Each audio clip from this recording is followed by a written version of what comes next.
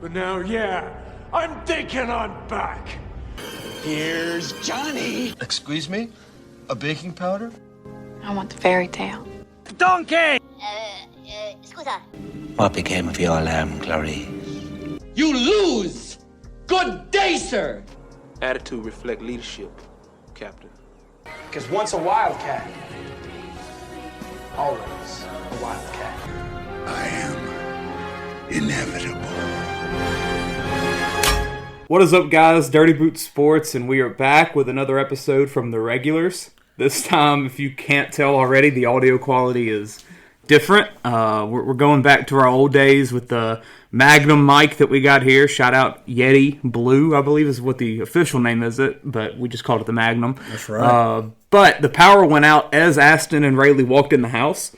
So we doing it in the dark, baby. Man. We're gonna find a way to do this podcast, and we're not gonna let anything stop us. So we're using this mic. So if the audio quality is a little bit worse, oh well, we'll get through it tonight. Like these candles. Oh yeah, we do have the Taysom candle. Like the Taysom candle, man. He's always there for us. No doubt. But yeah, we're gonna get into this. This is gonna be our Apple Music Top 100 album reviews. Part 2. Yeah, Yep. Part 2. It's going to be 80 through 61. I think we're pretty excited for these. That's right. We've Got some been good listening tunes. through them. Some good, some Bad Bunny. You know, you got it all. What's the intro going to be for this? Well, yeah, I wanted to start, recapping, not the last list, but just to tell our listeners that we're putting in the work for you, so you don't have to, kind of. We're listening to each album. Some of them as best we can. I know Clay didn't go through the whole Bad Bunny album, but I thought a good topic would be maybe your favorite music listening device. That should be kind of short and sweet. And while you guys are thinking, I can... Yeah, I'm going to say you lead it off, because I figure you'll have a lot more to this than us. Not as much, because I'm broke. But, probably my favorite device is going to be Beats. Okay. I'm a big fan of Beats. I do a lot of listening when I'm mowing. Are they the over-the-head or the earplugs? I'm a big over-the-head guy. Okay. I like some noise cancellation because of the mowing and or on a flight, which I don't fly light, but I love the noise cancellation.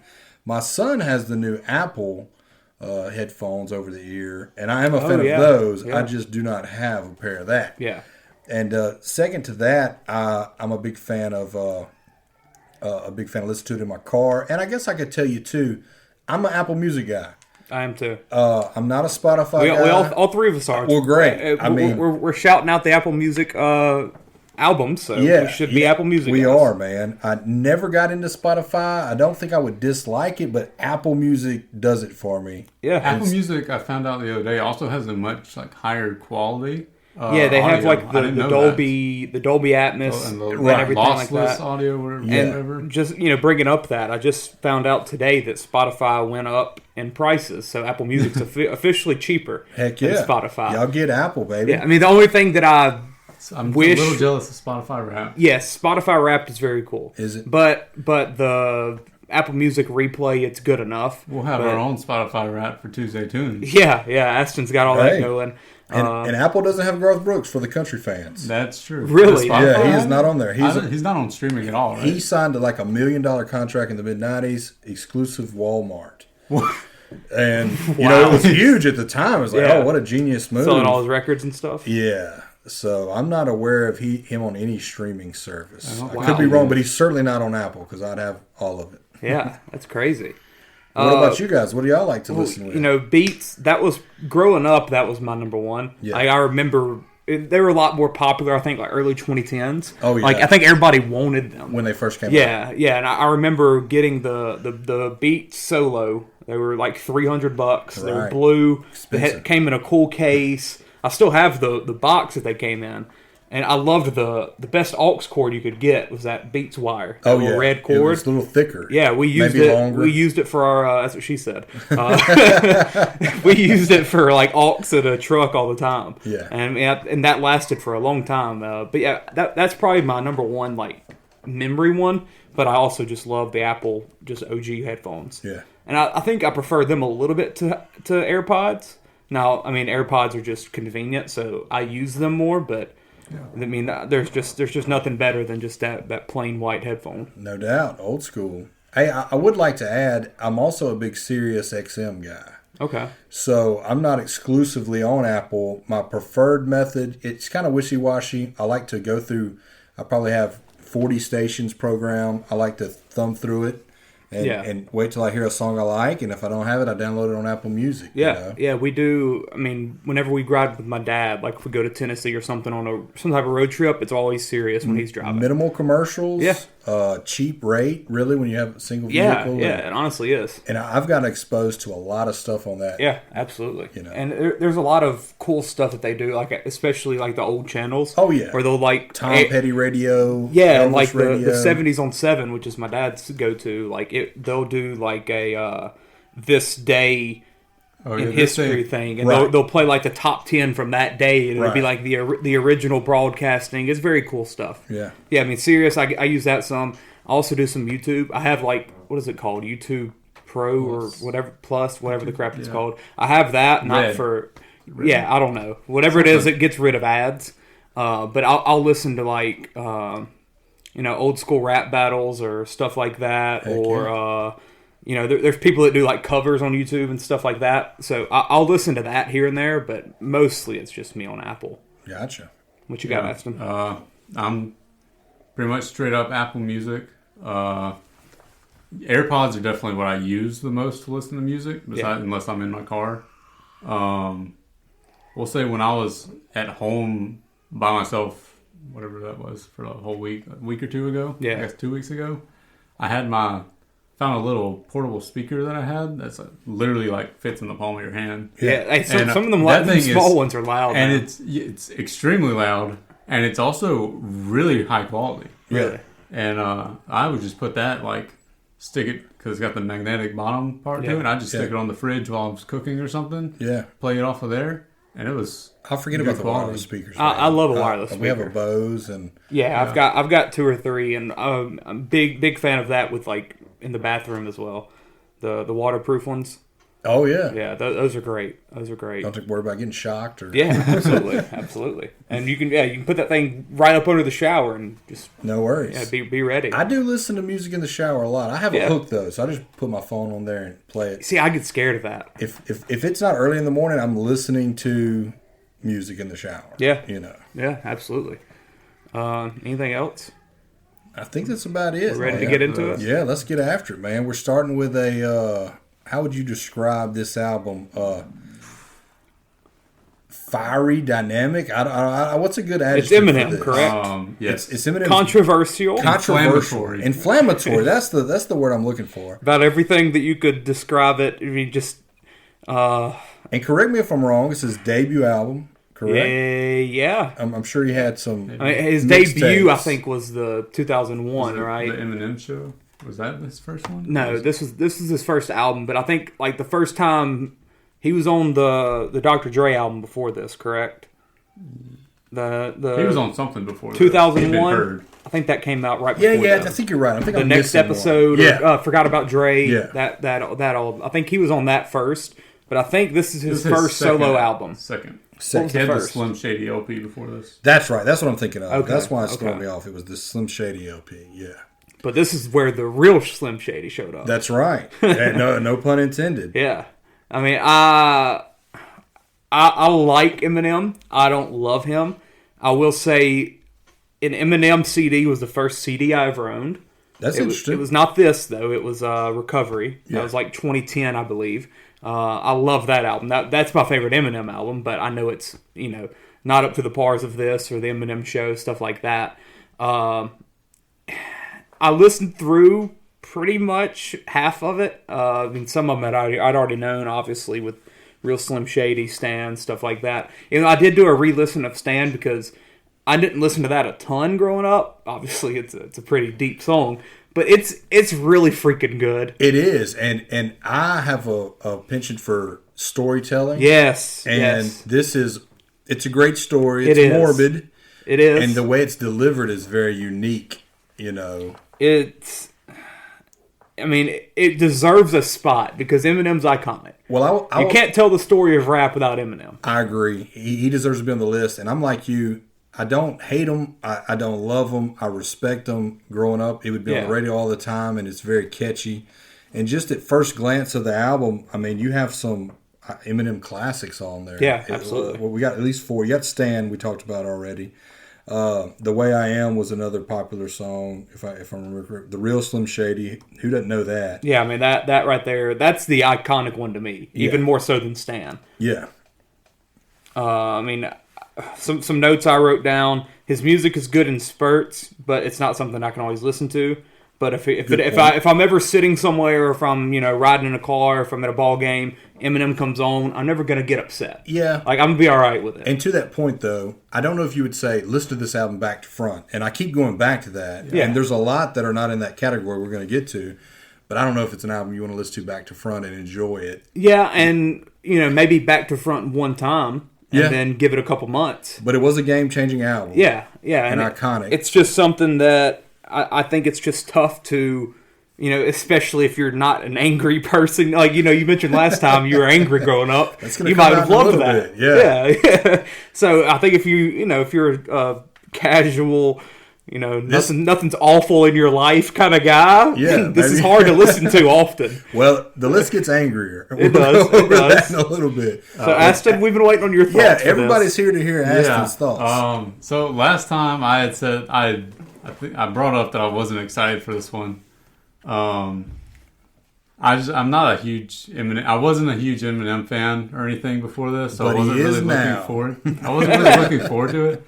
But I was like, it's on the list. I'm not a huge Eminem fan. I'm probably not gonna love it, but maybe I'll understand why people love it as much. I have never hated Eminem more than I do now. This is one of my least favorite albums I've ever heard. Really? The entire time I was just like, I don't know. Get this over with. Yeah, and I was like, I don't understand how someone... I don't get the appeal of it, I guess. I don't understand how someone thinks, yeah, this is what I'm about to turn on and listen to. Yeah. I never got... And there's plenty of albums that I don't like. And I'm like, okay, I understand why other people like it. It's just not for me. I don't even get that for this one. Yeah. Clay hit the nail on the head, man. There was a lot of anger. Yeah. For whatever reason in the whole subculture. Yeah, I mean, just early 2000s angry white. The thing for me, though, is, I mean, we talked about Rage Against the Machine last episode.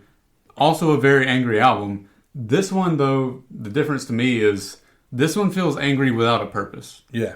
He's just saying stuff to make people mad just to make them mad. Oh, yeah. He touched... And I don't... Yeah. That doesn't appeal to me at all. Yeah. And two, he came from a dysfunctional family. Yeah. And maybe that's where the appeal is. People coming from that environment. Clay talked about it earlier.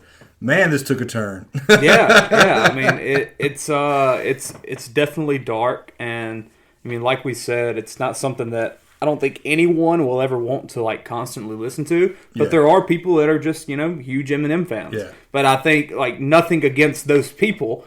I think it just takes bad stuff going on in their lives, and there just you go. And with us three, we live pretty good lives. Yeah. Well, I'd like to say, I don't know if I get to say it during this whole podcast, but sad songs make me happy. I don't know if this is sad, but yeah. Yeah, I mean, different appeals for different people. I think I'll put it to where I think it deserves to be on this list. Because, like I said, you can't tell the story of hip-hop without Eminem, and this is the album you would pick. I'd agree. Now, it's not the one I would pick. I think Recovery's a better album, because I think there's better songs on there. And to be fair, it's the first one you heard, too. It was. So that one hits me, and, and this one is a lot angrier.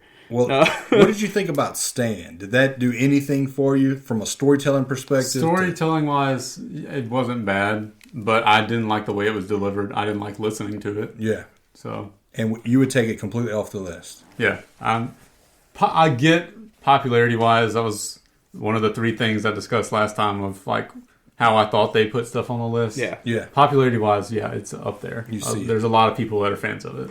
But it doesn't appeal to me at all. Yeah. This is by far my least favorite one on the list. And I think that's I think it's okay to not appeal to this. I think it is oh sure, with other even other people in rap, there might be some where a person might just say, I'm not a fan of this music, whatever. This is like out there to the point where, yeah, it makes sense. Like, it makes sense why you would not want to listen to this often and just, overall just never want to hear it again. What's next, though? Lana Del Rey. Yeah. All right, so I'll say I'd never listened to Lana, and this was one I was excited to listen to. I knew the name. I knew the name as well. One song. Yeah. Summertime Sadness? Yes, that's it. I'd never listened to her, so I was kind of excited because very popular. And I'm usually a fan of white women that are singing towards like teens, kinda. I think she's a little bit above teens, but still, I think she's popular with the teenagers. Yeah, but I think she's more like mid-20s, early 30s type of like white woman. Alternative, like college age girls. Yeah, I like that. Yeah, and I'm usually one that vibes with that stuff. What did I write down for her? Always wanted to listen to her. I get it. It's good lyrically. Definitely made for white girls between 15 and 40. I usually am all over this type of music, but I don't think it's something I'll run back, but it's good. Like, I didn't mind listening to it, but at the same time, it's not something that I personally love. Yeah. But I guess I understand why it's on the list. Like, I'm not going to hate it for it. Yeah. Now, maybe it's not a top 80 album all time, but at the same time, maybe in the top 100, sure. Yeah. And that's kind of the same for me. And I have a bad memory, and it's one of the first albums I listened to. Yeah. So that's I need to take notes like Clay. But I do remember it being beautiful, definitely not harsh or anything like that. No. Enjoyable to listen to. I did not download it, I can tell you that, looking at my thing. And interestingly enough, what you said about Eminem, my son said, that's not the best Lana Del Rey album. And he named off two other ones that were better. There you go. So I thought that was kind of interesting. When I think of Lana Del Rey, like I said, I only know like one song from her. This isn't the music that I was expecting from her when I listened to it. Not one you've heard off the radio, I don't think. Yeah. Like, when I think of her name, that wasn't what I was expecting. Yeah. I was expecting a little bit more like the Lord album that we listened to last time. Right. Something closer to that. Yeah, and it's interesting because this one came out in 2019, I believe, right? Yeah. Which is and the Summertime Sadness album, that was 2012. That was literally what I was about to say. Yeah, so that was like, this is 7 years after that first album that she released, and I would say that first album was more popular, but at the same time, maybe it's just, her perfecting her craft by then, and it might not have been as popular, but, maybe it was just more impressive, lyrically and everything like that. I do wonder if this is like, because I feel like Lana Del Rey kind of has a Taylor Swift sort of fan base, but just a lot smaller. Yeah. And I wonder if this is one that's just like all of them would say this is the best. Yeah. Her peaking, maybe. Yeah. I mean, artistically. 7 years after her debut, so she's probably just gotten better in every aspect of songwriting and everything. So. Right. Yeah, and I've seen like concert videos, and it's people that when they go to a Lana concert, it's like the best moment of their lives. So there is definitely some type of fan base, not as cultish as Taylor, but we'll get to talk about Taylor way later. God, yes, way later. She's like 18 on the list. Indeed. Anything else with Lana? That's all I got. I don't think so. Yeah. Who we got next? Elton John. Elton John. I will tell you, I was excited to see this. A big Elton John fan. I went to his concert. There's a good bit of Elton John songs I listened to before this, but I don't think I'd ever listened to a full album from him. I had never. Right. That's off the radio. That's one of the things I noticed. One of the things about his songs is he has so many popular ones, but it's not like this album has most of them. They're spread out very evenly. Exactly what I wrote career. down. I said his hits are spread across so many albums, but this is probably the best album as a whole. Like, because this doesn't have Rocket Man. This doesn't have Your Song. This doesn't have. Tiny Dancer. That's not on this. No, so those are probably the three most popular songs for him. Yeah, and I have a lot to say about this album, but I immediately said this is not the best Elton John album, and I went through all of them, and there's not one that stands out any more than this. Yeah. Or it seemed like all of them were kind of the same. It's just like maybe it is the best Elton John album. I will say I downloaded almost every song off this album. I thoroughly enjoyed it, like the whole way through. Yeah, I mean, I didn't mind it at all. After I got past the confusion of the first song. Yeah, tell them about that, Aston. Yeah, I told Railey this at work. When I started listening to this one, I spent about 5 minutes confused because the very first song starts with, like the waves crashing sound or whatever, but it's so quiet when it starts that I thought my music wasn't working. Same here. And I kept turning my radio up and I couldn't hear anything. And I was like, probably what's 30 wrong seconds with it? of this. It's at least 30 seconds before you can hear anything. And I hit skip to the next song and I could hear it. And I was like, is the song just not loading because I don't have it downloaded? Like, what's happening? Yeah. And finally, I just waited it out and then I could hear it. I was like, oh, it's just weird how it starts. Yeah. and the intro song I'd never heard before, and it's two completely different songs. Yeah. The first part of it I didn't really like. Maybe it's all instrumental, but the second part was fantastic, like 10 out of 10. Yeah. Really rocking. And then, of course, you go to Candle in the Wind. That's a classic. I mean, that's a classic. You go Benny and the Jets. Benny and the Jets. I didn't look at the order of these when I played it. I just hit play and went down my car. Oh. And, no, I had them in order. I just didn't look at it before. And Benny and the Jets came on, like, what, third? Yeah. And I was like, oh, nice. I didn't know we were getting that one on here. Dude, and how timeless is that song? Oh, I love that one. That might be what got me. Oh, it was Tiny Dancer off a movie. But, yeah, Benny and the Jets is close to the most iconic Elton John song in my opinion. That's one of the first ones from him that I remember hearing. Yeah, it's great, man. Back before Apple Music even was on streaming and you still had to buy your music on iTunes. Yeah, I remember buying this for 69 cents. Yeah. They used to have those sales where they just have random songs and 69 cents. I bought this. Money well spent. And I was probably 11. So it's not like this was even if I was 20 and buying it, oh well. But as an 11-year-old wanting to listen to this song. And that definitely makes it iconic. And then also, the title album. Well, hold on. I want to tell you a funny story about Benny and the Jets. Okay. A 50-year-old coworker, shout out to Kev, I used to work with. He said, because the words are kind of enigma to me, sort of. I've learned a lot more. One of those are you're listening to it and you're like, I don't really know what they're saying, but I like it. Yeah, exactly. You liked it. Yeah, it draws you in. He said, I know every word. I grew up listening to this song, and we played it, and he had every word for word. I was like, that's impressive, man. But yeah, she's got a mohair suit. There we go. All right. Or something like that. I love that. Yeah, he's got some random lyrics in there. But then you immediately go to Goodbye Yellow Brick Road, and the thing I'd like to add about that, at this point, listen to the album, you're like, oh yes, it needs to be on there, it needs to be higher. Because I had a little peak and valley on this, but I'll let y'all talk about Goodbye Yellow Brick Road, man. That's just a fantastic. That one's iconic. That's a heck of a 3-song stretch. Right there. My goodness, man! You can put that up just about any album right there. And those are definitely the lead songs of the album. I don't really have any complaints with this. Yeah, I'm not a huge fan of Elton John and his music. Now, the songs that I love, like I said, aren't really on here. Besides Benny and the Jets, I like that quite a bit, but now I'm more of a Your Song guy and Tiny Dancer and stuff like that. But at the same time, it's Elton John, so he needed a spot, and honestly, I'm shocked he came in this low. Yeah, I could see it being moved up. I see an argument there. But there were a couple songs that as I'm listening, I'm like, oh no. Yeah. And then there's the very next song, Maybe this song has no title. Yeah, maybe there was that one I don't remember liking, but the one after that was great. So I did not like Jamaica Jerk Off. Really? It has a hilarious title. It's a hilarious title, man. I like that one. It's hilarious. I saw the title come up like, oh, what is this about to be? Yeah. And I don't know. It doesn't fit with the rest of the album. I will say that. It doesn't. No, that's but my problem. I liked it. Yeah. Not a bad tune, but yeah, it's definitely Caribbean song. Yeah, it's out of nowhere. Felt it was kind of out of place. Two little questions I just thought of while y'all were discussing that.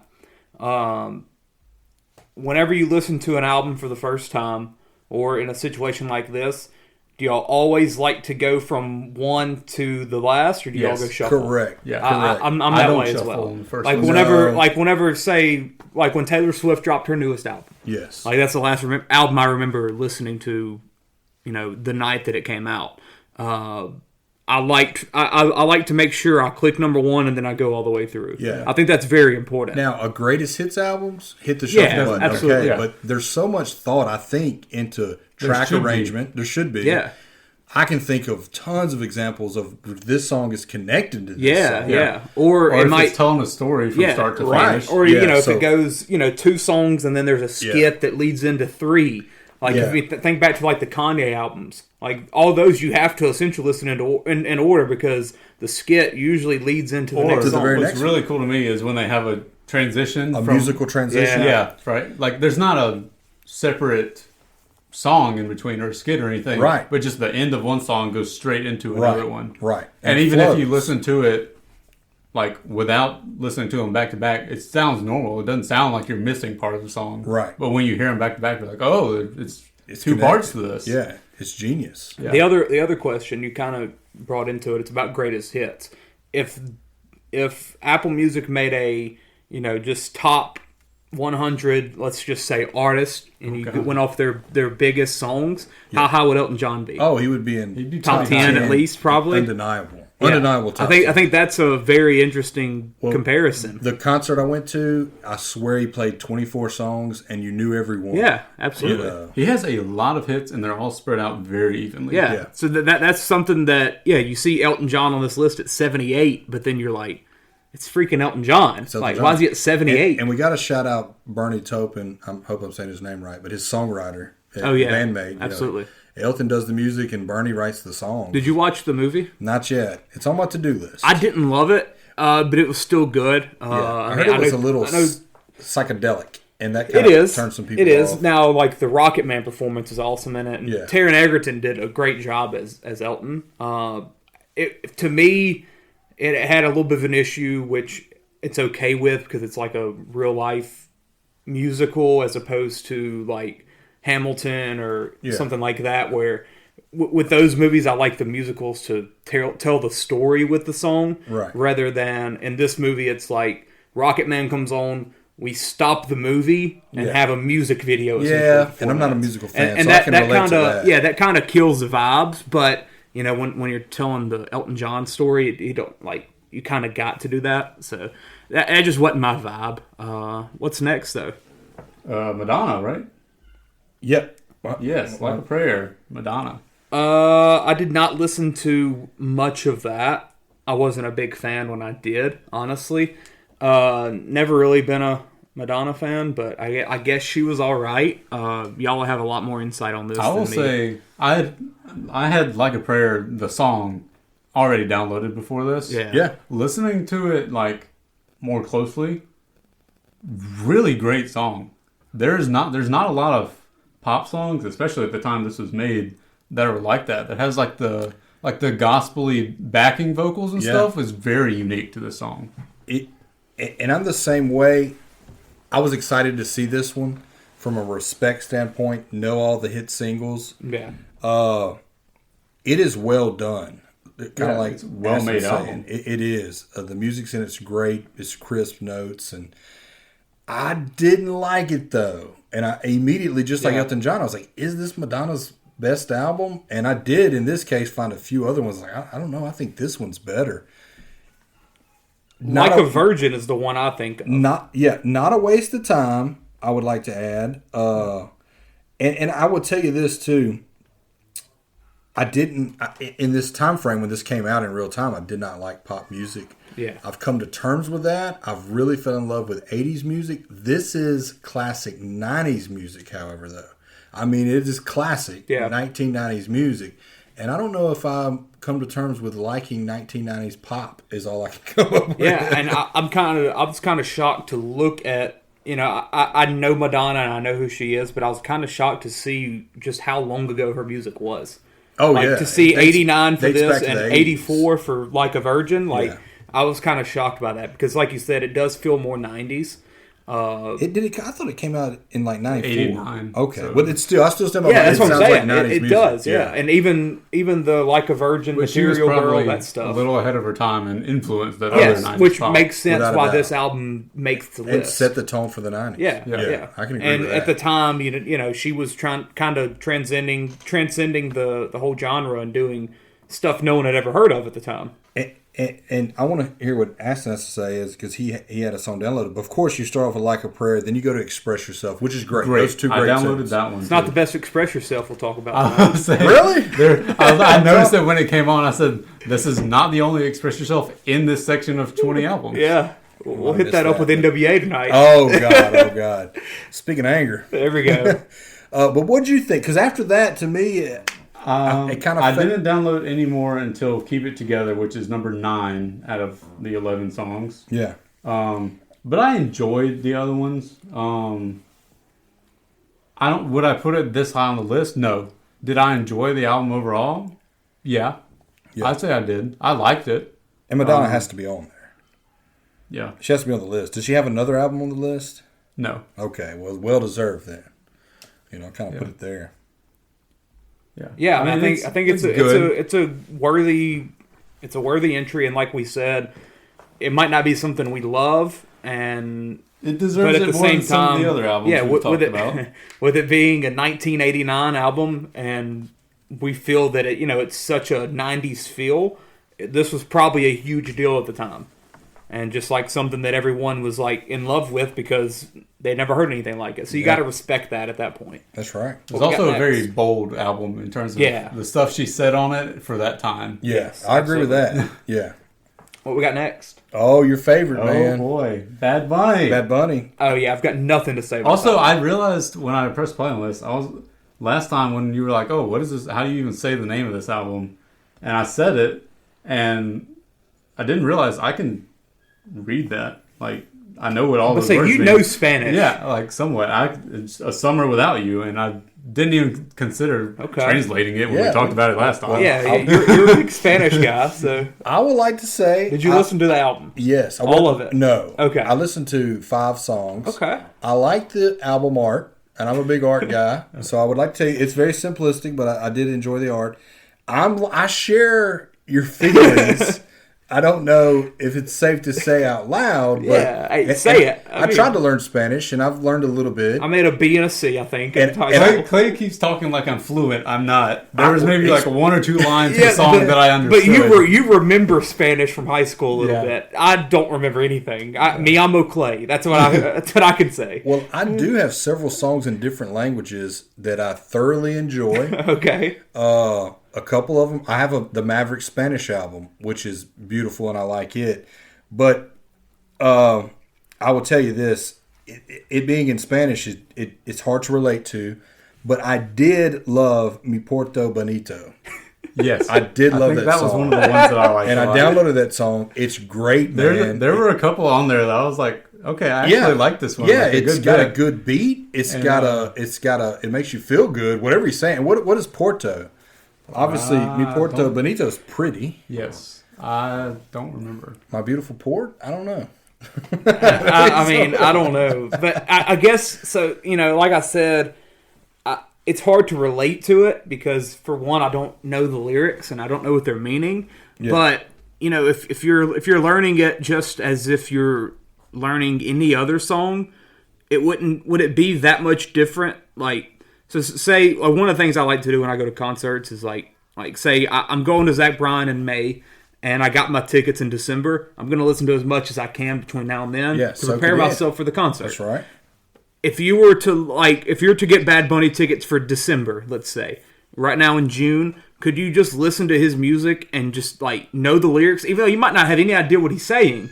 Yeah. You would know the words that are being said in a similar way to any American English-speaking artist. Yeah. Because, you don't know the words in order of Taylor Swift. You still have to listen and learn them. Yeah. So would it be more difficult, or would it be the same? I see your point, but that's done world over, though, right? I mean, Metallica, the Beatles, I mean, they're everybody else is trying to do that with all the popular English songs. Exactly. Hey, screw them. And you can see that on YouTube, right? You see a guy from Czechoslovakia singing Journey or something. Yeah, I mean, crap. The places, you don't have to know what you're saying to be able to sing it well, I guess. Yeah, and that's just something that, I mean, I guess with us, we've just never really had to. We've never had to do it. Yeah, but it is wildly popular. It is. It's the insane. The numbers are staggering. You know, insane. I can't quote it for you. He's selling out arenas. Yes, here and millions and millions of streams. I mean, it's up there. This is I think this is the most recent album on the list. It's 2022. SOS was before that, right? SOS is 2023. 2023? Okay, so it's probably second most recent. SZA's the most recent. But that's still crazy. I guess this is his best album. I wouldn't know. Yeah, I definitely would know. Not going to find out. I'm not, yeah. I will say I finished the album and I didn't say that I don't like it. And I did text Clay and I said it's kind of a vibe. It is a vibe. I was kind of feeling it. Yeah, that's a good way to put it. Am I going to listen to this all the time? No, not at all. Railey, but you said... I didn't dislike listening to it. Railey, you said you have other non-English music downloaded. What is that? Oh, well, that's a good point, man. Well, I'm a big fan of Sublime, and those guys were bilingual, and Chico Matipo has... I'm probably saying it wrong. Chico Matipo has 2 or 3 songs that are in Spanish. And then probably my favorite, which I think is the greatest song ever written, is called Tres Grand Serpents by the... Three Big Snakes. Yeah, 3 Big Snakes. And it's just a great song about a guy who's playing poker and is down on his luck, and, you know... And it's fully in Spanish? No, I think that's French. I think that was in French. Okay. They're from Louisiana. I hope it's in French, because... No, if it was French, it'd be trois for 3. If it's tres, that's Spanish. Yeah, I guess you're right. We'll have to look that up in a little bit, and we'll definitely highlight Did they make song. the list? No, they're not very well known, but I'm telling you guys, there's Spanish roots in New Orleans too, though. So maybe that's where that comes from. does sound Spanish now that I think about it. But a Tutti Mon-Cou is one of the verses. That surely sounds French. That does sound French. So maybe they're blending. Maybe Spanish French blend. Trilingual. And speaking of that, I'm telling you, and a lot of it's in English. The chorus is in a different language, and it drew me in automatically. I had to know what they were saying. There's another. You've heard of the Lonesome Dove books, right? Yeah. His son is a singer. His name is James McMurtry, and he has a song about his dad dying, and the chorus is in Spanish. And man, when I tell you, I can think of a lot of songs like that. There's a song by the Police that's in mostly French, I think, and I can't think of what it's called. Well, the one thing I can think of is Kevin Gates. He does some Spanish stuff on some mixtapes that I used to like. Another one that everybody's been playing recently on TikTok is the Talking Heads, Psycho Killer, Kiss Casse. Okay. You know, a little French Hungry there. For You is the Police song that I'm thinking of. Yeah. But yeah, there are different languages via music that can hook you. Yeah. And not let you go. So you got to open that mind up. No? I mean, it's the same for me as... It's essentially the same as like an instrumental. Oh, yeah. Look at it like that. Is it beautiful? Yeah. You know, is the vibe great? I'm not going to listen to instrumentals either, though. That's the thing. I didn't like them as a kid. I'm not calling you a kid, but as a kid, I didn't understand why anyone would ever do an instrumental. Yeah. Metallica's big on instrumentals. Typically one instrumental song per album, and it blew my mind. But now, as I get older, I love the instrumentals, man. I've got a... Like a whole album? Or just a song here and there? I've got a Tuesday Tunes album coming up soon that I'm probably going to pick in the next week or two. Yeah. That is probably 60, maybe more, maybe like 75% instrumental. Yeah. Well, I mean, that's understandable to a point, but like there's people that will just straight up listen to nothing but the instruments, and that's a little bit too much to me. Yeah, I don't know about that. We're going to touch on that here a little later with another pick. I'll kind of There was one on. One of the things I talked to Ellis about was one of the albums on here. He asked me if I'd listened to yet. He was like, "God, I love that album." He was like, "I listened to at some point last year. I was listening to like almost entirely jazz for like a really long time." Yeah. I mean, a lot of jazz is instrumental. Yep. Who we got next? Missy Elliott, Super Duper Fly. I feel like a broken record, no pun intended, but a lot of these I'm like, okay, I'm excited, you know. And there was one song off of which soundtrack was it that you picked for Tuesday Tunes of All Time? Probably Can't Hardly Wait. Yes, there was a song from this album that was on there. Was it on there? I didn't even pick up on that, man. And I had downloaded that song. Probably, was it Super Duper Fly? No. It was Hit 'Em With the Heat. That's what it was. So what's y'all's feelings on this? Overwhelmingly, okay. Yeah. It felt like to me, it felt like the Mary J. Blige album, but not quite as good. I agree. There were a lot of similarities. I don't want to get my mouth saying stuff. I'm curious. How about I say that? I'm curious. Is this Timbaland's first album producing? I didn't realize he was producing stuff that early. Right. I didn't. So I was like, oh, man, maybe this is Timbaland's first album. I associate him with like early 2000s. Because the beats are great. The beats and the music are great. What I missed was that iconic. And I can see this being a game changer probably at the time. I was not aware of it. And there are not that many iconic songs that you go back on there and say, okay, I see why this is on there, other than maybe it's Timbaland. And not to take anything away from Missy Elliott. She's fantastic. But that other album in like the 2000s, is it Can I Work It? Is it, yeah. That's more iconic to me, Missy Elliott. But I would say so as well. When she came on the scene, I do remember... for the most part, maybe first female rapper. Yeah. That's one of the things I wrote down was like, I wasn't a fan of this. I felt it was almost kind of boring. Yeah. There was nothing that grabbed you. No. And that's not what I expected. I mean, I obviously know who Missy Elliott is. I never really listened to her. Yeah. Besides the, the very, very popular songs where you just, you might see it on a commercial even or something. But yeah, it was boring. It didn't really do anything very interesting to me from a rap standpoint to grab me. And I've never. I mean, I like female rappers, so it's not that that's an issue. I mean, crap, the number one album we'll talk about in a couple weeks. I love that album, but yeah, it just felt boring. It just felt kind of like, I don't know. It just felt like they were just kind of dragging. There weren't a lot of songs that caught my attention while playing. I agree. So.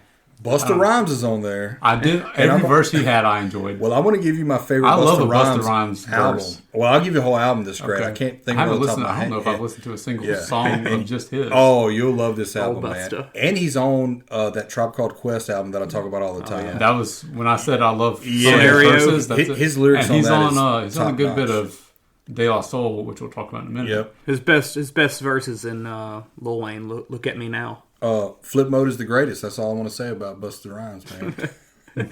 Yeah, I mean, Busta's good, but it's bad when we have to mention the features. For the best agree. Parts Tim of our album. I feel bad when Ellis brought up the Eminem versus Kendrick thing to my boss. My boss was like, "Who else can rap fast like that?" And me and Ellis at the exact same time said, "Busta Rhymes." That's absolutely the fastest rapping. I mean, that's who I would bring up absolutely every time would be Busta. I pulled it up, so I'll go ahead and tell you, and for our listening viewers, because maybe this album's on there. I don't know. Yeah. I've skimmed through it, but it's Busta Rhymes' Extinction Level Event, The Final World Front from 1998. I love this album. It's genius. It's completely different than any rap that was coming out at the time. I can see if you listen to it, you may say, this is a little cheesy. But lyrically, and what he does with his voices on mixes is I love his voice. Just nuts, man. I think you'll enjoy that, man. Yeah, Busta. I've listened to a couple of his albums before. He was very popular back in the day. His voice and his flow are so fun to me. Yeah, it's not unmatched. it's not the fact that it's fast, because that doesn't impress me that much. No. It's the fact that it's fast and it's attention getting. Yes, and it's good. Yeah, absolutely. Right. Well, let's move on to 74. I assume you like this one. No. Good, me neither. Okay, so just to take you back to 1990s, grunge was all the things. Mm-hmm. The main grunge players are Nirvana, Pearl Jam, and I'm missing a few, but there are also people that were fans of Nine Inch Nails, and my brother happened to be a fan of Nine Inch Nails. And it's heavily influenced electronically. It's dark, it's grungy, but it's electronic, and I have never, ever liked Nine Inch Nails. It is insanely negative also. Oh, yeah. Like, this is this kind of felt the same way I felt about the Eminem album, where I was like, man, not to the same extent at all. Yeah. But I was like, man, I don't enjoy listening to this. No, you need a bath after you listen to it. Yeah. And even that, I'm telling you, man, musically, I mean, it's unique. There's not a lot of stuff like that. There were some like instrumental parts of it that I could appreciate. Yeah. But it's my second least favorite on the list so far. I said I'm going to listen through the whole thing. I barely try to figure it out. And I got to March of the Pigs. I think that was a starred song, and I was like, okay, this is the best one off the album, and it was not. It did not do anything for me. I didn't even try with this one. I don't blame you. I didn't even try. I don't think you're missing out. I know it wouldn't be me. And I knew the name of them, so I was kind of like, maybe this one will be good. Yeah. And I didn't know what to expect from it, but I was expecting better, I'll say that. Yeah. I put it on the list for uniqueness, but that's all I can see, and I would take it off my list altogether, as with all Nine Inch Nails. Yeah. Oh, so this next one, though. I want to tell you, they get worse. The Nine Inch Nails album.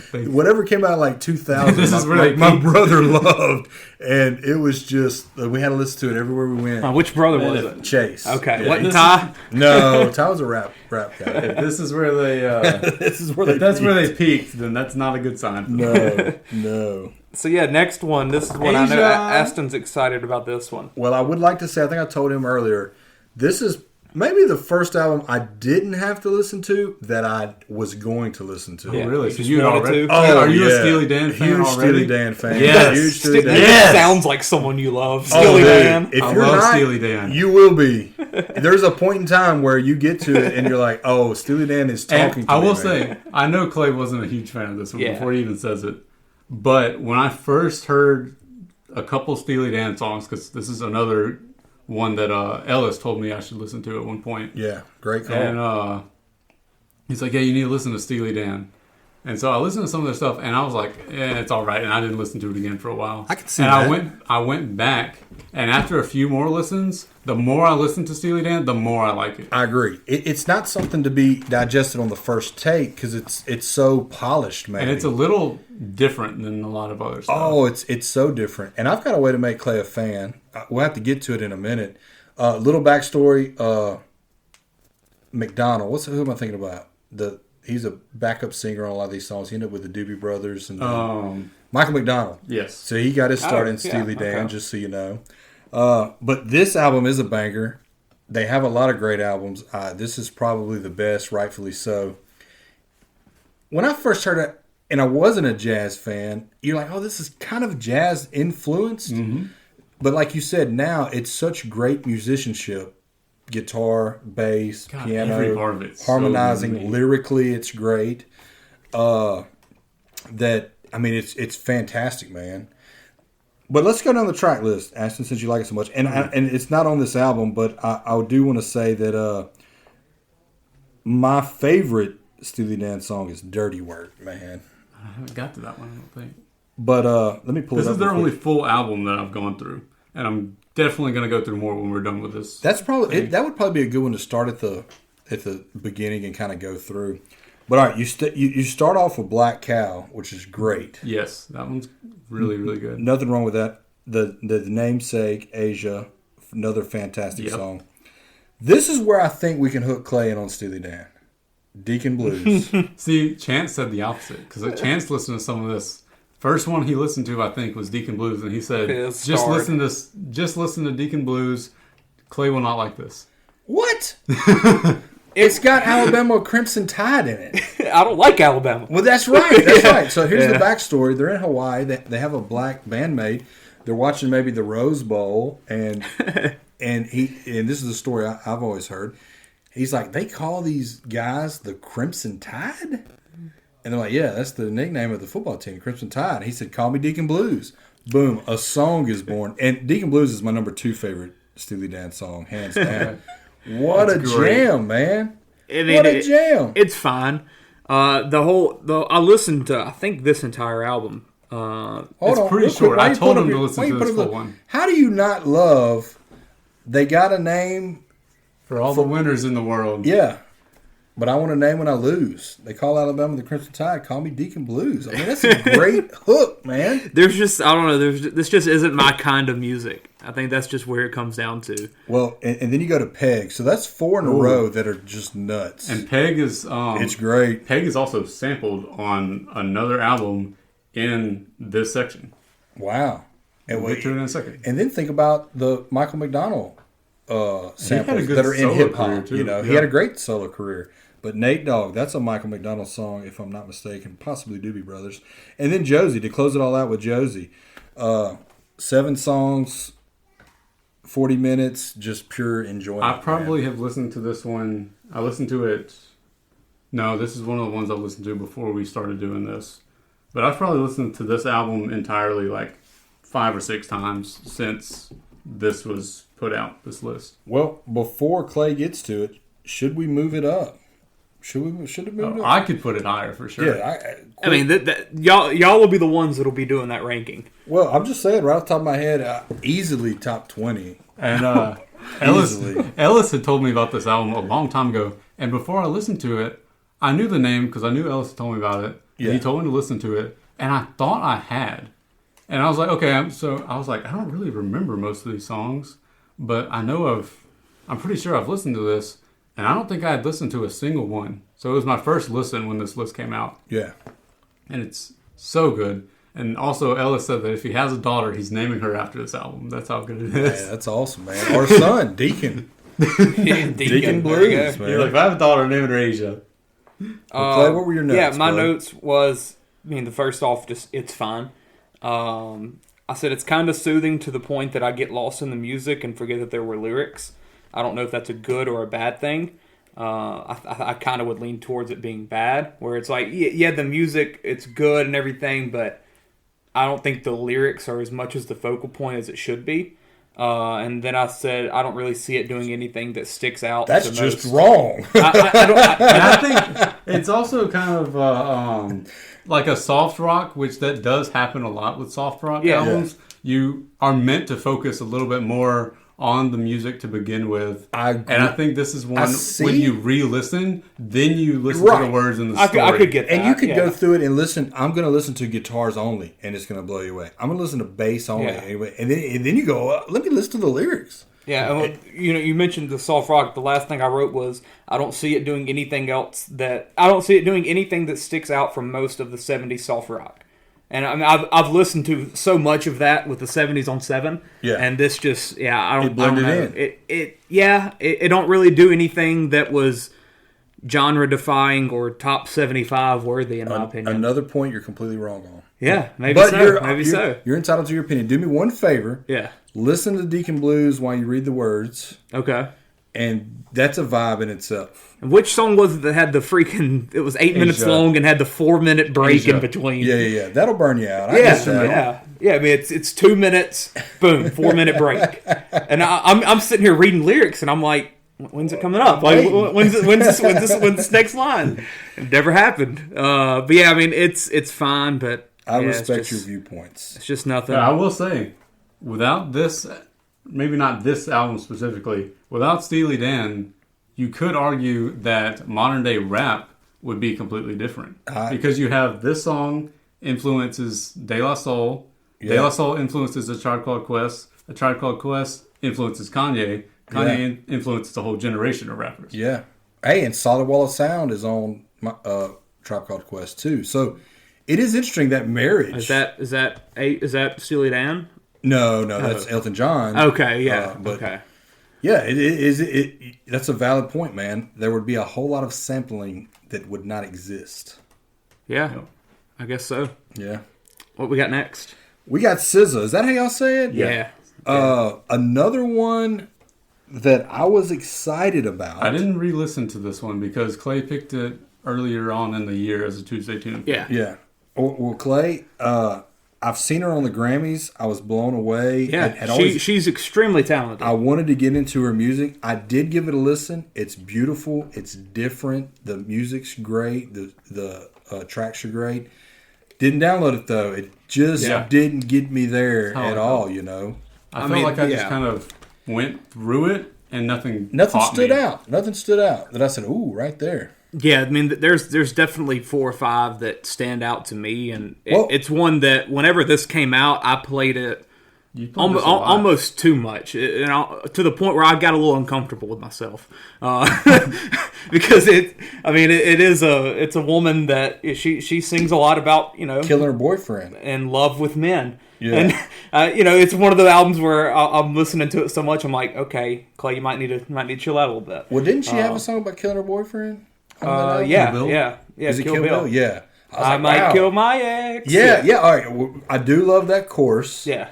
And but then you're sitting there singing it, and you're like, "Oh, we're singing about killing people." Yeah, I mean, I like this album a lot. I don't think it's worthy of a top 100 album all time list. It's too soon to tell. I'm honestly shocked it's this album from SZA, because I think the Lost Control, Lose Control, something like that. I know what you're talking about. I think that. I've always thought that was the more popular one. There's more songs on that one that I like too. Because before I even listened to this one, I knew I had a couple songs downloaded from that album. I mean, I prefer this album for SZA. I love it. I like that she got the respect. But yeah, I just never really would have expected it. Just the fact that it's an album from last year is crazy to put on here, I think. I agree. We're judging all these other albums. I mean, because one of the things I said was how much influence does it have? Yeah. You can't judge that yet from this. I agree. People might not know what this album is in 5 years. Yeah. Maybe not. It could just be another fact of, having woman rapper / R&B, whatever you want to classify her as. And I think she's the probably defining one of the 2010s, 2020-ish. I mean, 2010s, I guess you could have like a Nicki Minaj or something, but SZA does like a different brand that I think is more like widely popular and appreciated. Yeah. I don't think there's a Nicki Minaj album on there, is there? No. I would agree with that. Like Nicki before her, Yeah, in terms of popularity, but I think SZA's more just she's more of like a Missy Elliott or someone like that, where it's just good music and it's like better made. While Nicki's just, making music for the numbers and for the fun of it. My God. Yeah, I definitely agree with that. More artistic. SZA's absolutely more artistic. Yeah, anytime she performs at the Grammys or anything like that, she's always great. I wanted to go to her concert, actually, whenever this album came out, but I just never got a chance to. But yeah, I love this album. And some of the favorite songs for me aren't even on the... aren't even some of the most popular ones. I like that. I like deep cuts. Yeah, let me see. Also, I think we need to speed it up a little bit. Yeah. Oh, yeah, probably so. Open Arms with Travis Scott. I loved that song. Gone Girl was great. SOS, the lead song, was great. I mean, so much of this is really good to me. 23 songs is kind of crazy. I forgot it was a really long album. Yeah, but I think it's kind of where with like Astroworld, where I love both these albums, but I just never expected them to be on there. Yeah. But at the same time, I'm not going to be mad for it because I think they're both great artists that deserve to be on the list. What we got next? Kraftwerk's Trans-Europe Express. Yeah, I did not listen to that. We can probably get through this one pretty quick. The greatest thing about this was the notes that I read before I listened to it, and Elton John, one of his favorite albums of all time. And the sentence that stuck out with me was, I remember smoking a joint and listening to it on really loud speakers, and I thought I saw God. Okay. Okay. And another one, dance, electronic. It's almost instrumental. There are very few words. Yeah. I'm glad I didn't listen to Not this. my thing. Good choice for me. Okay. It is a vibe, though. Yes, I will say it was a vibe. I read this. I listened to this while I was reading, and I was reading a sci-fi comic that takes place in space. Oh, it probably went this well with fits that. so well with that's it. interesting. Yeah. I was like, and that was one of the ones that made me think, like, this would be good for, like, a soundtrack to, like, a sci-fi movie. Right. That's my dream job, by the way. Putting songs with movies. I would love that. Yeah. I need to work on getting that. But, yeah. I do think reading that while I was listening to this definitely made me like it more than I should have otherwise. Yeah. If I listened to this in my car, definitely would not have had as much enjoyment from it. That is interesting. And it's just not my genre, But but I also respect it. You listen to it, you say, I see what Elton John's talking about. And I see how it got on this list. You understand why he saw God? Definitely. All right. Straight out of Compton. Whoa. Final 10 right here. Whoa. Let me tell you. I got a statement I'll say right now. Go ahead. You got your list over there. Write this down. Yeah. For the needs to be in the top 20. Oh, top 20. I think this is one that absolutely deserves it. I totally see that. I didn't listen to rap when this came out. I know the singles off of it and respect it. And just, wow. Yeah. Wow. The attitude, the anger. And I know that sounds negative. Anger with a purpose. Yeah. Right. No Yeah. doubt, man. And this had to be a game-changing album. Sure. Have you watched the movie? Yeah, the movie's great. Awesome. And one of my favorite movies ever. Yeah, I mean, this was fun. Yeah, it's hard for me to fully grasp it because for one, I didn't live through the times. I wasn't there. Like this is a group and an album where you kind of had to be there to fully understand it. But watching the movie, I think you do get a good glimpse at that and just. Yeah. What the world was going through at the point, and specifically America, and just like what game-changing, groundbreaking album this was.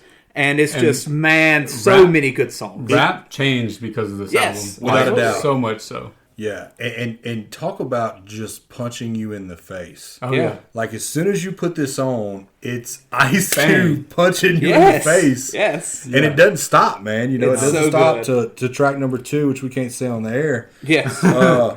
You know what I like the most? Probably because I had never heard it. I Ain't the One. Yes, Ice Cube. That's my favorite one. Did you know that before? Oh yeah, you knew it before. Yeah. Okay, it kind of vaguely sounded familiar, but man, it does. It's not one of the most popular. It's almost like a palate cleanser. Yes, it's. I almost thought he was teaching me lessons. Yeah, like I almost went in the house and was like, Nicole. Yes. I'm telling you. Tell you. And that's something like, we were talking about the Missy Elliott album and stuff like that, where you when you listen to rap, you want the story and you want to like listen to the lyrics and feel it. Yeah. I never felt that with Missy. Yeah. I felt every lyric they said in this album. And Express Yourself. We were talking about that, man. Ooh. I will say the first like 4 in a row, phenomenal. And then it dipped a little bit for me until we got to Express Yourself, and then I Ain't the One was I Ain't the One was so good. Not the next one, but the one after that. Yeah. And it was good, but it did dip a little in the Dope Man. Yeah, Dope Man wasn't bad. I love this album. Yeah, I mean it's like we said, it's one that is it was needed. It was and musically it's great. Some early rap, the music maybe is not quite there, but this is Dr. Dre at his finest. Absolutely, it's iconic. It is. And there ain't nothing else really to say about it. I'm going to agree with you on that and say it needs to be in the top 10 without a doubt. There's absolutely discussion in my opinion for it. I don't think if there's any more rap albums in front of it, which I know there's one that's clearly deserving to be discussed, but I think it's in the argument. There should not be any more rap albums in front of this album. I think if we break it down in terms of just impact and everything that went with it, I think this would absolutely have an argument for top Iconic, 1, uniqueness. top 2, top 3 for rap.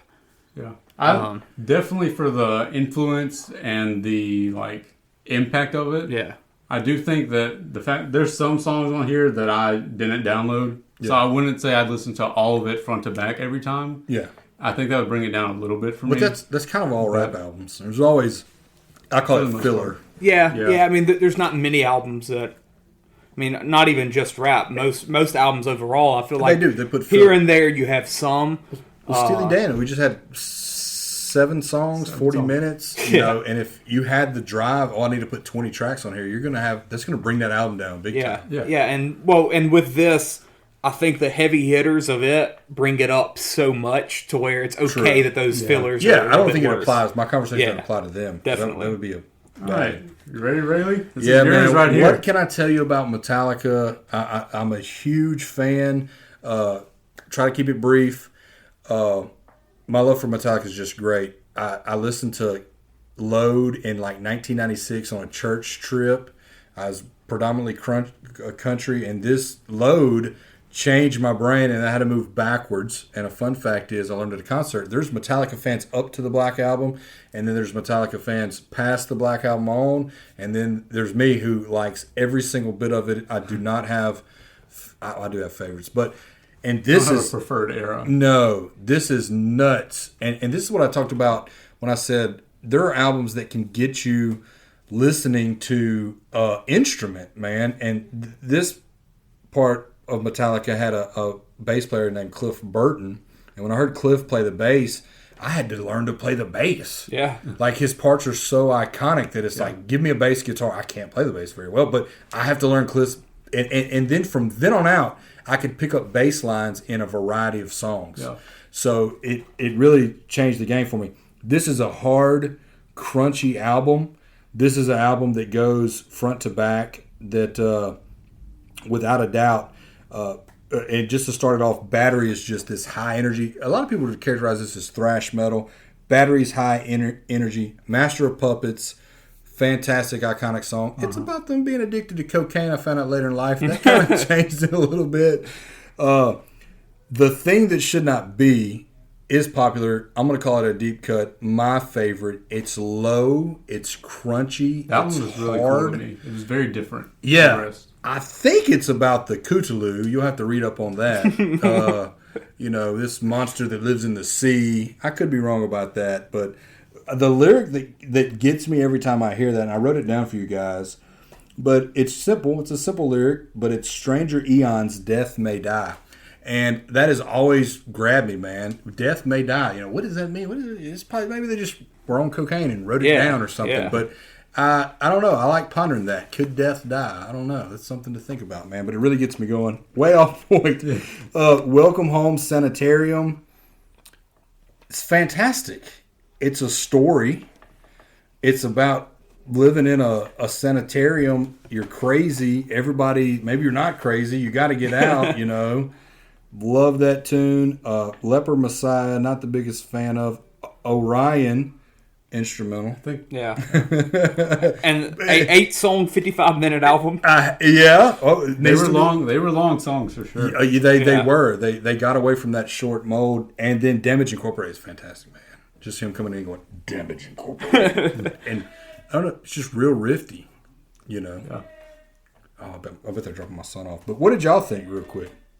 Clay, did you listen to any of that one? I did not. Okay. And I've heard one or two of the songs I've heard before. Master of Puppets from Stranger Things. Yeah, absolutely. I've heard that. I've heard Welcome Home. Like, I've heard a couple of these songs before, but I know it was going to be kind of a waste of time for me to listen to it just because this is just not my kind of vibe. Oh, it's me. This isn't my genre, but I definitely appreciate, especially the instrumentals of it. Yeah. Because I'm not a metal guy. Yeah. But I definitely appreciate the skill of their playing and everything. Oh, it's great musicianship. Guitar solos are fantastic. Yeah. He's got a very unique voice, and just to solidify it, definitely needs to be on the list. Probably all their albums. I would argue maybe. Yeah, I'm totally fine with it being on the list. I do want to say this too because I think I glossed over it. But Disposable Heroes, great anti-war song. You listen to it as a kid, you like it because it's hard. And if you go back and read the lyrics, and I would recommend both of y'all do that, read the lyrics to Disposable Hero. It's great, man. It make you second guess sending young people into war, and it's really a tough take when you look at it lyrically. Yeah. Yeah. Let's move on. Is this it? The Strokes. This is one that I had already listened to. Do you like the Strokes, Railey? I do not. I don't dislike them. Wildly popular. We came out of grunge. Mm-hmm. At some point in the 2000s, this New York rock emerged that was super polished, and it's beautifully polished. It was huge. I can't understate how big the Strokes were. There were several other bands that were kind of in the same vein, and it is great. I love the radio songs, the singles that were on this album, and I see why it's on there. Don't hate it. Don't dislike it. I listened to the whole album, and it's not my genre. Yeah, I wasn't a fan. What did I write? Stereotypical early 2000s rock music. Listen to the vibe, to the instruments. You listen to vibe to the instruments, not for the words. Kind of reminded me of the Neon Trees a little bit, and also a little bit of Ramones. I do want to say that Soma is a drug that I now know that is highly addictive. I did not know that. It's highly addictive. Okay. muscle relaxer. I thought it was And the part of the neuron.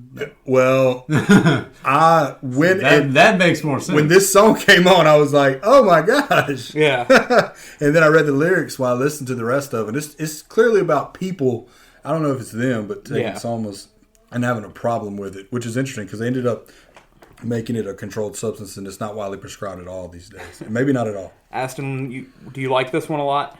I mean, it's not one of my favorite albums or anything, but I enjoy the album. I think I listened to the whole thing before this, but I don't have all of it downloaded. Yeah, but should it be on the list? Maybe. I'm okay with it. It was impactful. If it didn't make it, it was huge. Yeah, I mean, it really. This was. is one I'm not as aware of, like how widely popular it is or how influential it was or anything. I just know that there's a few songs on there that I really like. And it influenced music after it.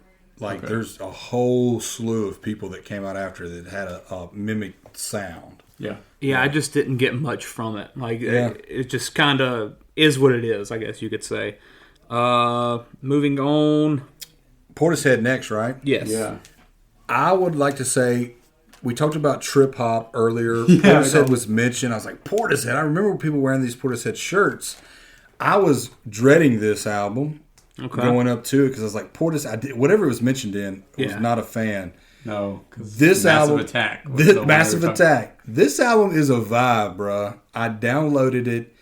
I don't know if they sampled from movies. I got this James Bond feel. It felt very familiar somehow. It really did. The whole thing. It really did. It has great bass lines in a lot of the songs. When did this come out? It was I'm gonna say 95, but they all run together. Yeah, 1994. Right. Okay. It felt like there were, I don't know, my musical vocabulary is not where it should be. I don't know if it's chords from it or something. That there were parts of the songs that weren't just like directly sampled, but it was like, I feel like I've heard aspects of the song in something else. I agree. Multiple times. I agree. I got that through the whole multiple songs. This is from a movie. This is from another album. I was like, I don't know if other things sampled this or if it's just like, because I know rock, they borrow chords from other people a lot. And I know if maybe that's what it was. Well, ultimately, and I'll have to do some research, but I think they sampled other people. I think that's what it is. It has to be. Because you got that through the whole album. Mm-hmm. You know, like this has to be an album we're familiar with. But nothing jumps out at you. There's not a hit single on here. Yeah. I see its uniqueness.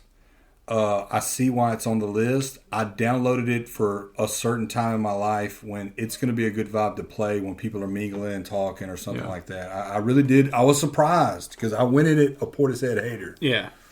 I didn't listen to this one at all, but I don't think it was going to be much for me. The Queen is Dead, The Smiths. Yeah. Didn't listen to that as well. Another one, out of respect, a lot of my heroes love the Smiths, so I couldn't wait to listen to this, but another letdown, kind of like, I guess was it Patti Smith we talked about earlier? Yeah. Man, I gave this one a shot, listened through it through and through, and it is interesting kind of how polished it is compared to some of the other stuff, but I didn't like it. I see, the Smiths were a band that I had heard of a lot, and I don't think I'd ever heard a song from them that I could name. And but I liked this album. I mean, it's not one of my favorites, but I enjoyed it. I downloaded probably half the songs on the album. Heck yeah. So, I don't have anything for that one. The next one, though, I think we'll talk about a little bit. The De La Soul album, 3 Feet High and Rising. This is one I had listened to entirely before. I think a lot of people. I like De La Soul a good bit. I just remember the name, maybe a song or two on the radio. Yeah, this is fantastic. Yeah, this is great. Yeah, I love A Tribe Called Quest. I see the similarities. Mm-hmm. That's when I showed De La Soul to Clay on the way back from I'd already heard him before. Okay. Yeah, I don't know if you've heard him. Yeah, I'd heard him, but I just never really listened to him in depth. But I played a good bit of songs on the way back from Shreveport of them. And I was like, this is very like A Tribe Called Quest like. Yeah. You always knew the comparisons between them two and everything. I like their music quite a bit. This probably isn't my favorite album. I just felt like there were too many skits on this one. Is it called The Ferris? No. Let me tell you real quick. They could take and should take the skits out of this. They brought nothing to it. I know a lot of albums with skits. I don't know if I don't automatically hate a skit, but there were so many in this They were one. sprinkled throughout. They weren't funny. No. I think they were trying to be funny because the songs are 10 out of 10 and the skits are 0 out of 10. Great. Deep track, maybe it's a deep track. I don't know. I really loved I Know. Oh, I love I Know. Yeah, that's great. That's the one that samples Peg, I think. Definitely Otis Redding. What was it? There's a different one that samples Peg. Yeah. Which one is it? Yeah, I Know is featuring Otis Redding. A Little Bit of Soap was hilarious. Magic Number, obviously, great song. The end of No Way Home. Me, Myself, and I, obviously. Oh, that's great. Plug Can You Keep a Secret? I liked that. Plug tuning was great. I like the song big fan of that a lot. What did I write? Daylight Orgy was terrible. That was terrible. That was hilarious. I said never really clicked with me as much as A Tribe Called Quest always did, but they're always very good. Worthy of a Spot, great group. Their 2016 album that they came out with, I think I like that one a little bit more. And the Anonymous Nobody is what it's called. The sampling is just fantastic. Yeah. The music's great. That is Peg that sampled on that. Oh, it is? Yep. I got you. So they have Otis Redding sampled on it and Steely Dan. Okay. I can't believe I didn't pick up on that, man. Yeah, but I think we're not going to get an argument for that album at all. No, love it. Definitely that group deserved to be in the list. A Tribe better be on here, though. They are. Okay. Oh, yeah. Okay. I think they're in like the 30s, maybe. Okay. Yeah, pretty high up. Let's go to Erykah Badu. Erykah Badu. Y'all probably know this about her. She went to Grambling. Yeah, did not know that. Yeah, she went to Grambling. I knew the name. She wears the hoodie all the time and stuff like that. Supports them. Yeah, big Graham fan there. Interesting. I was excited to listen to this one a little bit because it's part of those female R&B like in that era where I just really didn't listen to it, but I knew it to the point where I wanted to listen to. Yeah. I put probably a defining 90s female R&B album. It's not bad. Good lyrics. Probably a tad bit long on the songs for my liking, but I think that is kind of like an R&B thing. Yeah. Like they're going to be like 5+ minutes. But if it was my kind of thing, I'm sure that the length wouldn't really matter. I think it's a fine album, but it's nothing. I thought it was good voice. Yeah. Really, it's really well made. It didn't hook me that much, though. No. Nothing stood out to me. There was one song. And it's not my genre. Yeah, that's the thing with R&B. I think it's really got to be your thing, or you're not really going to get into it. I think so because it's so just slow and everything R&B like that. Is very hit or miss. Yeah. If you don't love it or that person or that music or that vibe or anything, then it's going to be hard to get into it. Yeah, good point. Because it's just going to drag. It's almost like you need a fan to say, "Sit here and listen to this song." Because the people that have done that to me with R&B, I'm like, "Oh, this is." It feels my like favorite song forever. Like almost every R&B album I listen to, I either download almost every song or none of them. None of them. Yeah, that's the thing. Yeah, I mean, if the vibe hits you, then it hits you. If not, it's going to be a drag, and you're going to be kind of bored. Yeah. Next one. Next one. Jimi Hendrix. This, let me make a note real quick. This one should be in the top 10. Okay. When I listened to this, I was about halfway through it, and I was like, I'd heard Jimi Hendrix's name and everything, knew he was a famous guitar player. Hadn't really listened to him, but I was listening to this, and I was about halfway through, and I was like, this is like pretty solid, like 80s album. And then I looked at when it came out, and it was 67, and I was like, this dude is way ahead of his time. It's super ahead of his time. It's insane. When you go back and listen to 60s rock, guitar playing did not sound like this. Yeah. And like he invented this. Correct me if I'm wrong, but he invented like new techniques of playing a guitar. Without a doubt. Like multiple. That I would say influenced almost hundreds in rock. All of music, essentially. To me, has never been duplicated. No. I've never watched a guitar play. There's some songs that are standards that people do as good, but you never watch a single guitar player and say, man, that guy's ripped off Jimi Hendrix. You can't do it. It's impossible. Yeah. It's like an impossible feat. If you look at a list of greatest guitar players of all time, he's probably number one every time. He's got to be. Yeah, he's absolutely. And Jimmy Cool, man. Cool ekes out of this guy. So we talked about his guitar playing. His coolness that just comes through these songs is nuts. This is an all-time album. I mean, just I didn't get a chance to listen to it, but I will because you wrote it down. I'll definitely give it a listen before the end. We're starting off with Purple Haze, which is crazy. We go into Manic Depression, which is a great song. Then Hey Joe, Manic Depression, yeah, which is a great song. Yeah, and then Hey Joe, which is literally like an all-time classic.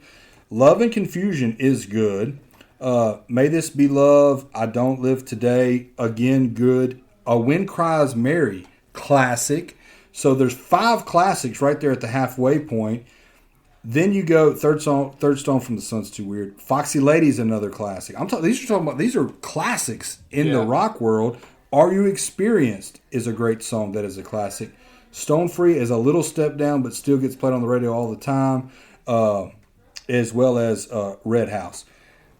Dude, this album is nuts. It's a game-changing album, man. I thought the name, the Jimi Hendrix Experience, is cool. Yeah, and then the album title is "Are You Experienced?" Yeah, I thought that was pretty cool. Yeah. I mean, it wasn't one of my favorite albums on there. Maybe if I listened to it again, I'd probably like it more. Yeah, but it absolutely deserves to be on the list. Probably higher. Yeah. Well, I'll send you some Jimi Hendrix tunes too that are deep cuts that just rope you in, man.